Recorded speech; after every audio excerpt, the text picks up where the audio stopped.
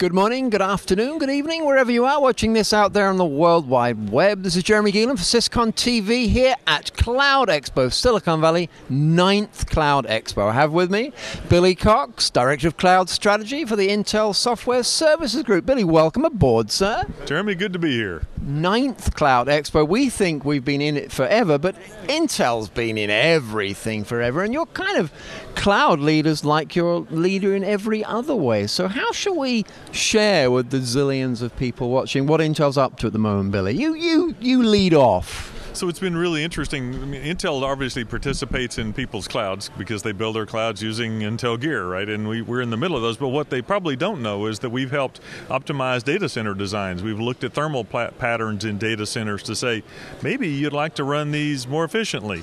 Well, it turns out you have to have the platform to get involved to run more efficiently.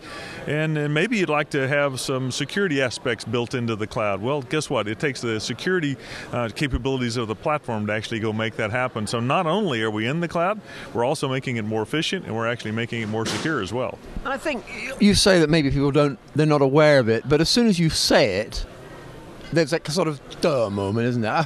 Yeah, of course. I mean, you would think clouds abstract hardware. Somehow, that means Intel. But, I think we want efficient clouds. Well, I know we do. We figured out that our math says that by 2015, unless we go do some work, as Jason pointed out this morning, well, we have to build another 45 coal-fired power plants. Well, okay, I don't think we want to go do that. So now, how can we actually use the platform hardware capabilities to go make them more power efficient? I think we care a great deal about security, about credit card processing requirements or healthcare IT records. So how do we go and put that trust into the system? Well, I have to have the hardware to do it. Right. Now, Jason, you referred to Jason Waxman, who gave an incredible, broad overview of all the Intel initiatives here at the conference this morning. Can we somehow summarize that for viewers? There seem to be so many different initiatives. So you want the 1.6-second summary of Jason's 90-minute or 60-minute or whatever it was? We like to challenge you, Billy. No, I agree. So there's a couple of things that we are Intel doing in the cloud. So we can talk about vision, and visions are necessary to guide our thinking, but what are we actually doing? We're thrilled to be able to work with a group of end users, the Open Data Center Alliance, and the power here is now we've got over 300 IT organizations representing a lot of IT spend saying, this is what's important to us. Well, I don't know about you, but when users speak, I listen, and when that many of them speak, it certainly gets my attention. So we're thrilled to be able to have that kind of input. The second thing is we're now seeing an evolution in the hardware platform that we've never seen before, actually. And Facebook started one evolution of it with their Open Compute project, where they're now open sourcing their hardware and firmware designs to go build out the platforms. This is an amazing step forwards. You as an end user may not want to go create your own hardware, but now you can work with your hardware provider to say those are some attributes that are important to me, and now they have a place to go pull them down. So that's a pretty powerful statement. And I'd say last and not least that Jason Waxman talked about was the use of cloud builders as a way to say, if I wanted to build a cloud that was power efficient or secure, or just wanted to build one, I have some reference architectures I can go grab a hold of. I don't have to start from scratch, and I can go peek behind the curtains in these tools and see how well they work for me. That's an amazing starting point. So that's the 1.6-second version.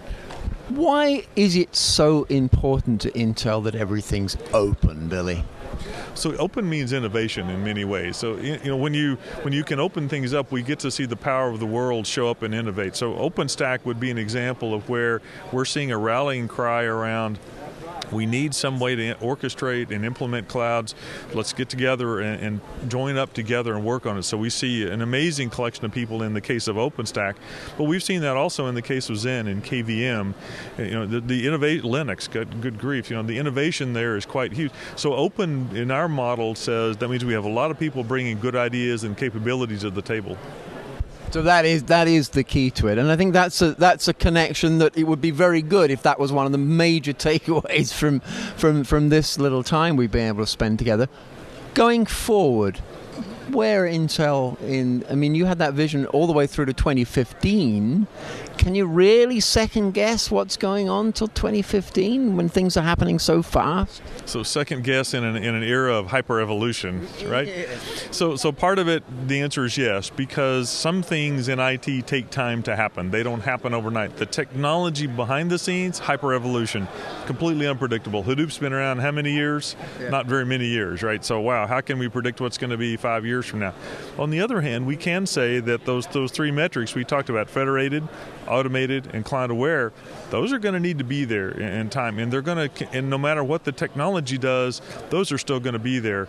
Now, we also know that Moore's law helps us here. And so by living on that curve, I challenge IT teams when I speak to them to say, if you had known what changes we've seen in the last 5 years in IT, would you have structured your IT group differently 5 years ago? And almost every one of them says, well, yeah. Okay, guess what? That change curve isn't slowing down. Moore's law continues. The innovation, because of the openness, gets even more changes we're going to be seeing. So what are you doing to be ready for 5 years from now? So I think we can predict. One of the ways then I would want to be doing is to get on board on some of this. So if I wanted to catch up with what's going on with Intel, what's the simplest URL we can ask people to go to? Intel.com/cloudbuilders. Doesn't come any simpler than that. Invitation there from Billy Cox himself, Director of Cloud Strategy at the Intel Software Services Group. Thank you so much for joining us here in Santa Clara, California, and thank you for watching this out there on the World Wide Web.